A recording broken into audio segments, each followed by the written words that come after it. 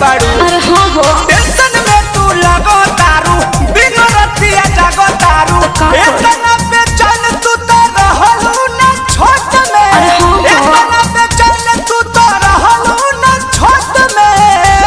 बोले काहे नैहर के गलतिया जानू पकड़ाइल बा मेडिकल रिपोर्ट में। नैहर के गलतिया सोना पकड़ाइल बा मेडिकल रिपोर्ट में। जान दे इज्जत बचा ले।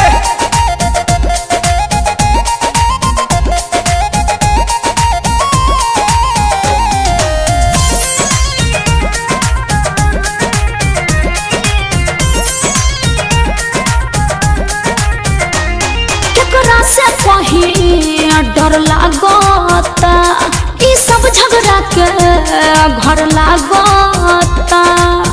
अरे बड़ी टेंशन में बानी हो। अरे कूल हो जा कूल हो जा। केकरा से कहीं डर लागता ई सब झगड़ा के घर लागता।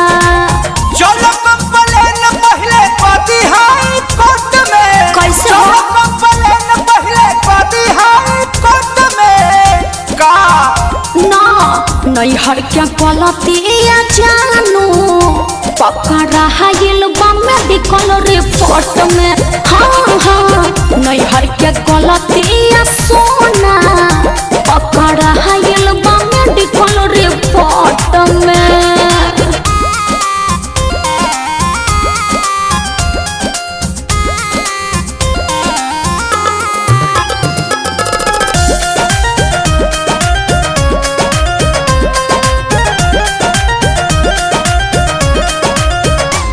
कितनो समझाए न मानता सैया जी हमार सब जानता। अरे का करी कुछ समझ में नहीं खेबा। कितनो समझाए न मानता सैया जी हमार सब जानता। राखो विश्वास रोशन बारे सपोर्ट में। का? राखो विश्वास पर मुझे बारे सपोर्ट में। सुनो ना नैहर के गलतिया जानू पकड़ाइल बा मेडिकल रिपोर्ट में। हाँ हाँ नैहर के गलतिया सोना पकड़ाइल बा मेडिकल रिपोर्ट में। टेंशन में तू लगो तारू बिनो रतिया जागो तारू तो का करी? इतना बेचैन तू तो रहलू ना छोट में। अरे हाँ हो। इतना बेचैन तू तो रहलू ना छोट में।